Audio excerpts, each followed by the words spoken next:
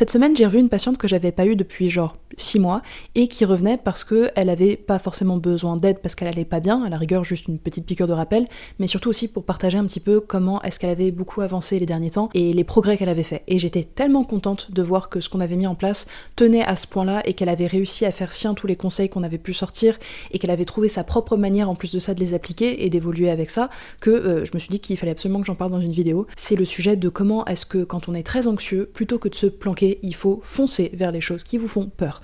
Parce que vraiment, et cette patiente-là me l'a encore prouvé, ça fait des résultats de dingue. En fait, sur les dernières années, elle a eu l'occasion de faire pas mal de sauts dans le vide. J'en dirai pas plus parce que bien évidemment je vais respecter les règles de confidentialité de ma pratique, mais ce qui est important c'est vraiment ça, c'est qu'elle a pris des risques. Il y a eu plein de choses dans lesquelles elle hésitait à agir, que ce soit dans les discussions importantes à avoir, et donc des prises de risques plutôt sociales, d'affronter les conflits, mais aussi également des choix de vie, de son job, de sa situation familiale. Il y a eu beaucoup de prises de risques. Et ces prises de risques-là, ça a eu un effet extraordinaire, c'est que ça l'a rendue vraiment beaucoup plus courageuse. C'était quelqu'un qui était très anxieux, et comme la grande majorité des gens très anxieux, quand on évite la chose qui nous fait peur, eh bien la peur grossit. Tandis que lorsqu'on va vers le sujet qui nous fait peur, eh bien on devient plus compétent pour gérer ce type de situation-là, et là, du coup, on a moins peur, pas parce que ça vient des airs, mais parce que juste on gère, et on gère vachement mieux. Donc on a eu l'occasion, elle et moi, de reparler un petit peu de tout ça, et des choses qui ont pu marcher ou pas marcher. D'ailleurs je lui fais un coucou puisque je sais qu'elle a tendance à regarder les vidéos, et je vais reprendre un petit peu ces quelques conseils-là pour pouvoir les remettre en forme bien comme il faut, et que ça puisse aussi vous servir si jamais vous êtes dans une situation dans laquelle vous êtes anxieux, et que vous avez envie de réussir à avancer dans votre vie, que vous savez c'est quoi les pas à faire, mais que juste ça vous fait trop peur. Quand on se sent anxieux, en fait, il y a un peu ce sentiment de danger permanent.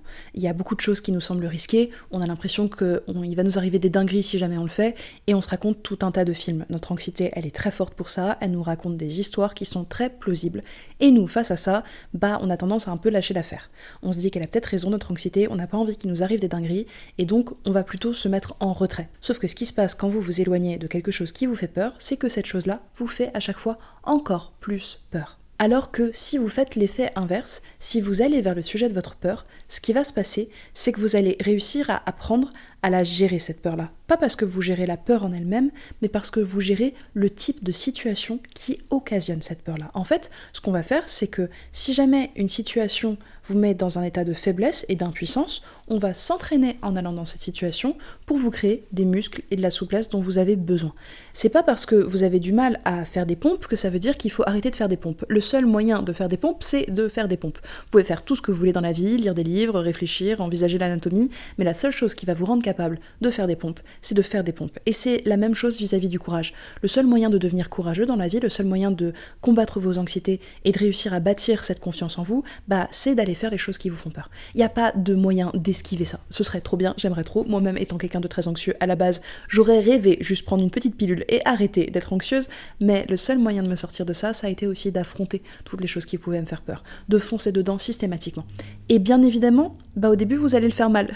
Et c'est vraiment pas un problème. Les premiers pas que vous allez faire, justement, on va essayer de faire en sorte qu'ils soient les plus petits possibles pour que vous soyez sûr de réussir à les accomplir, d'avoir un petit sentiment de satisfaction et derrière de vous dire « Ok, c'est bon, vas-y, je suis prêt, tu peux balancer l'étape d'après » et de monter comme ça au fur et à mesure en compétence. Ce que ça va créer, et c'est ce que m'avait dit cette patiente-là justement, c'est qu'il y a des choses qui au départ vous semblent complètement infaisables, mais au fur et à mesure où vous voyez réussir à faire des choses de plus en plus compliquées, à prendre de plus en plus de risques, et que la majorité du temps, ça se passe pas si mal, là, vous commencez à être en capacité d'envisager des choses qui n'étaient pas envisageables avant.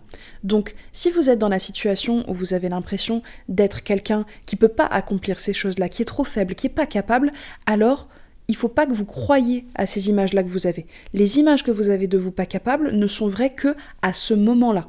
Oui, sans doute que là, tout de suite, si on vous prend et qu'on vous met dans cette situation, vous n'allez pas la gérer. Ça ne veut pas dire que vous ne serez pas capable de la gérer après un entraînement. Parce qu'en fait, la situation dans laquelle on a le plus peur, c'est la situation dans laquelle on est impuissant. C'est les moments dans lesquels on ne sait pas quoi faire, ou alors on sait ce qu'on doit faire, mais on n'est juste pas équipé pour. Et il y a des choses dans la vie qui sont importantes pour vous. que ce soit réussir à établir une situation professionnelle qui vous épanouisse, que ce soit de réussir à mieux gérer vos relations sociales et à ce qu'elles aussi, elles soient épanouissantes, quel que soit votre objectif, en fait, vous allez avoir besoin de bâtir du muscle pour que vos décisions ne soient plus jamais prises sur la base de votre anxiété, qui vous dit que vous n'êtes pas capable, mais sur la base de votre envie, de ce vers quoi vous avez envie d'aller. Et bien sûr qu'au début, il y a plein de choses qui sont pas possibles. Je vais pas vous raconter le contraire et juste être en mode si tu veux, tu peux. Mais si tu veux, t'as plutôt intérêt à mettre en place les moyens de muscler la compétence de pouvoir y parvenir. Et il y a plein de manières de faire ça. La première chose à faire, déjà, c'est de pas attendre de vous des choses qui sont pas possibles. Donc on va commencer par être doux envers vous-même. Et la barre d'exigence que vous avez pour vous-même, on va la descendre. On va la descendre très bas, sur le sol, même s'il faut, pour que vous ayez simplement à l'enjamber. Mais le fait de faire ça déjà, ça vous permet de vous dire « Ok, c'est bon, ça c'est fait, on peut la monter ». Et on peut la monter au fur et à mesure, découper justement cette difficulté-là en petites étapes qui vont être assimilables. Le plus vous allez vous confronter à ces choses-là, le plus vous allez vous entraîner et le plus en fait vous allez prendre du plaisir à vous entraîner. Parce que vous allez avoir des petits shoots de dopamine qui vous disent c'est désagréable, refaisons ça pour voir. Ça c'est une réaction vraiment qui est corporelle. Vous pouvez pas la décider avec votre tête, mais c'est le corps qui gagne en général par rapport à la tête. C'est ces petits shoots d'hormones-là qui vont venir transformer la manière dont vous pensez le monde, la manière dont vous l'envisagez, la manière dont vous allez aussi vous regarder vous et vous considérer capable ou pas capable. Ça peut vraiment tout changer. Donc mon travail en tant que thérapeute au début, face à quelqu'un comme ça, c'est d'aider à fabriquer les différentes étapes qui vont permettre de devenir suffisamment musclé pour pouvoir passer à l'étape suivante. Donc si jamais c'est trop difficile pour vous, encore une fois, je le dis très souvent dans les vidéos, mais n'hésitez pas à consulter. C'est vraiment beaucoup plus simple et même moi en tant que thérapeute, je vais pour autant consulter des thérapeutes et des psychologues quand j'en ai besoin pour pouvoir me faire accompagner et réussir à faire ces choses-là. Parce que c'est difficile des fois quand on a la tête dans le guidon de combattre son anxiété et d'avoir un cerveau qui est encore en état de fonctionnement pour pouvoir trouver des bonnes solutions. Donc on n'hésite pas à demander de l'aide s'il y a besoin. Et c'est le travail du thérapeute avec vous de trouver ces premières étapes-là, cet escalier qui va vous mener vers être capable vraiment de faire les choses qui sont importantes pour vous. Le meilleur moyen de passer d'être quelqu'un d'anxieux à quelqu'un de pas anxieux, c'est juste d'assumer, d'être complètement anxieux, de partir de ça, de prendre soin de ça chez nous, de pas essayer de faire semblant d'être quelqu'un qu'on n'est pas, et d'accepter que parce qu'on est justement tout faible comme ça, de faire des toutes petites étapes, pour que, pour une fois dans notre vie, on se sente en confiance. Oui, ok, on va être en confiance sur des étapes de merde, mais au moins on récupère cette sensation-là qu'ont les gens quand ils sont pas anxieux, et qui se disent juste ça va bien se passer, je vais réussir à faire ça. Donc s'il faut qu'on ridiculise les premiers pas, on le fait, ça me dérange pas. Et vraiment, faire ça, ça vous fait changer de statut. Parce qu'à ce moment-là de votre vie, même si c'est très court, vous avez l'impression que vous saviez quoi faire et que vous avez réussi à faire ce que vous deviez faire. Ça, c'est hyper addictif. Passer de anxieux à pas anxieux, c'est juste faire ça, statistiquement suffisamment de fois, pour que vous vous racontiez une histoire différente sur vous-même, pour que votre identité elle soit plus associée à ça, et pour que vos premiers réflexes quand quelque chose de challengeant arrive, c'est que justement vous allez appeler ça un challenge et pas un obstacle insurmontable. Et que chaque fois que quelque chose est difficile, vous allez juste avoir envie de découper cette difficulté-là en petits morceaux qui sont faisables pour vous. En fait, vous allez devenir juste très compétent. Et l'avantage des anxieux, c'est qu'ils ont un super pouvoir, ils anticipent hyper bien. Comme ils paniquent un peu pour tout et n'importe quoi, ils regardent plein de choses, ils sont hyper vigilants, au moins ils ont une capacité d'observation qui est assez supérieure à la moyenne, ils s'inquiètent suffisamment des choses pour pouvoir les prendre en compte. Et donc ça va faire de vous quelqu'un qui est super doué pour développer comme ça des plans pour vous-même, pour réussir à devenir compétent. Vous allez juste regarder la difficulté, analyser pourquoi ça pourrait merder, mettre plein de petites bouées partout, pour trouver le chemin qui est le plus sécure, et comme vous vous serez bien entraîné à faire des choses difficiles, vous allez avoir confiance en vous, parce que vous savez que dans les moments difficiles, vous savez gérer. Vous n'allez pas forcément gérer comme quelqu'un qui a toujours eu confiance en lui ou en elle, et puis qui peut être même des fois un petit peu trop téméraire. Ça va pas forcément être votre style, mais ça veut pas dire qu'il faut que vous fassiez ça. Il faut que vous fassiez les choses à votre manière. Et quelqu'un de très anxieux, il peut devenir à la rigueur juste prudent. C'est autorisé en fait. N'allez pas imaginer de vous que ne plus être anxieux, ça serait forcément être quelqu'un qui rentre dans le tas. Vous n'êtes pas obligé de devenir ça. Vous pouvez aussi juste devenir quelqu'un qui est mesuré, qui est tempérant, qui est prudent, qui fait attention, qui prend soin, mais par contre, qui y va. C'est juste ça la différence. Parce que la seule partie douloureuse en fait, c'est celle-là. Vous n'avez pas besoin de vous taper dessus et de vous dire je suis anxieux donc je suis une merde, il faut que je change, je suis pas assez bien comme ça. C'est pas ça qu'on essaye de faire quand on vous aide à traverser votre anxiété. Au contraire, on prend votre anxiété, on écoute ce qu'elle vient dire, on écoute ce qu'elle veut protéger, et on trouve juste une manière de vous protéger qui vous empêchent pas de faire les choses qui vous font vibrer dans la vie. Juste, on enlève le handicap de l'anxiété, mais on a le droit de garder le fait que c'est important. Avoir peur, c'est pas un problème. Avoir peur, ça veut dire que là, il y a un enjeu, et il n'y a pas de sens dans la vie s'il n'y a pas d'enjeu. Donc vraiment, on veut pas supprimer votre anxiété. Ce qu'on veut supprimer, c'est votre incapacité à bouger quand il y a une peur qui arrive. Un des trucs qui m'a fait me rendre compte que justement c'était juste une question d'entraînement, c'est que je suis vraiment pas anxieuse dans les situations objectivement très graves. J'ai eu l'occasion de me retrouver confrontée à des accidents de la route, à des situations vraiment très graves, avec des blessures, des tentatives de suicide. J'ai vraiment vu beaucoup de choses dans ma vie, et étonnamment, c'est des moments dans lesquels ça allait très bien. Parce que je suis formée pour gérer ces situations-là, parce que j'en ai l'habitude suffisamment jeune pour que ça fasse partie de mon quotidien, et donc aujourd'hui, je suis pas choquée par les choses les plus graves. Je suis très à l'aise, j'ai confiance en moi, je sais que je vais gérer.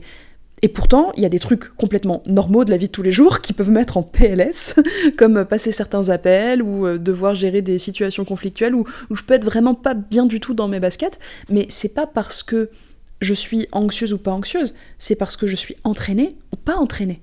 Tout simplement, je gère très bien les situations graves parce que je sais quoi faire. Et il y a plein d'autres situations que je gère très mal parce que je sais juste pas les gérer. Et j'ai aussi fait le deuil que j'allais pas réussir à être pas anxieuse sur tous les sujets de la vie. J'ai choisi mes combats et je sais qu'il y a des choses qui sont importantes dans ma vie et donc c'est important que je travaille dessus pour que ça me handicape pas. Mais il y a d'autres choses où c'est bon, c'est pas très grave. En fait, il y a un peu un niveau de où est-ce que c'est intéressant vraiment pour vous de travailler vos peurs. Savoir que je peux prendre l'ascenseur aujourd'hui alors qu'avant j'étais phobique, c'est quand même vachement pratique parce qu'en cas de déménagement, je vous avoue qu'on est mieux dans un ascenseur et en même temps, vu que je passe spécialement de plaisir à voyager, ne pas avoir peur en avion, ça m'intéresse pas plus que ça. Tant pis si j'ai ma phobie, je vais m'en remettre, ça va très bien se passer dans ma vie, même si je la garde. Donc ce que je veux vous dire par là, c'est que vous avez pas besoin d'être extrémiste avec vous-même et de vous dire « je veux plus jamais avoir peur de rien ». Non, choisissez vos combats. Choisissez les choses qui sont vraiment importantes pour vous et qui vont vous handicaper si jamais vous travaillez pas dessus. Et le reste, c'est pas très grave. Parce que le truc qui vient souvent avec les gens anxieux, c'est qu'ils sont aussi très exigeants envers vous-même. Mais vous allez jamais réussir à être parfait. Et c'est pas grave. Il va rien vous arriver de mal parce que vous êtes pas parfait. Vous laissez pas éparpiller comme ça dans toutes vos craintes de ce qui pourrait bien se passer. On va faire un tri tout simple et on va regarder jour après jour, dans vos semaines, à quel moment est-ce que votre anxiété vous a coincé, vous a empêché de faire un truc que vous auriez bien aimé faire. Ça, c'est un sujet à travailler. Si vous les prenez comme ça au fur et à mesure, et très naturellement, au bout de quelques jours, semaines ou mois, vous allez vous rendre compte que tout votre quotidien devient plus simple. Votre anxiété ne vous embête plus. Et donc vous allez arrêter de faire la chasse à l'anxiété. Vous allez arrêter de vous considérer comme étant un être anxieux et vous allez vous rendre compte qu'au lieu de le voir comme quelque chose d'identitaire, vous pouvez tout simplement aussi le regarder, pour pouvoir vous en sortir, comme étant quelque chose de situationnel. Il y a des situations dans lesquelles je me révèle comme ça, je me crée anxieux. Et il y a des situations dans lesquelles je le suis juste pas. Les situations qui sont amenées à arriver dans votre vie, c'est important que vous sachiez les gérer. Et les autres, on va s'en mettre. Et en attendant que vous alliez consulter quelqu'un pour vous aider à vous remettre de vos anxiétés, justement, j'ai une playlist dans laquelle j'ai essayé de rassembler un peu toutes les vidéos qui traitent de ça, de réussir à affronter ses peurs, d'oser avoir le courage d'avancer, de devenir meilleur là-dedans. Donc n'hésitez pas à les regarder si jamais ça vous intéresse. Et en attendant, je vous remercie d'avoir regardé cette vidéo jusqu'au bout et puis je vous dis à tantôt pour la prochaine.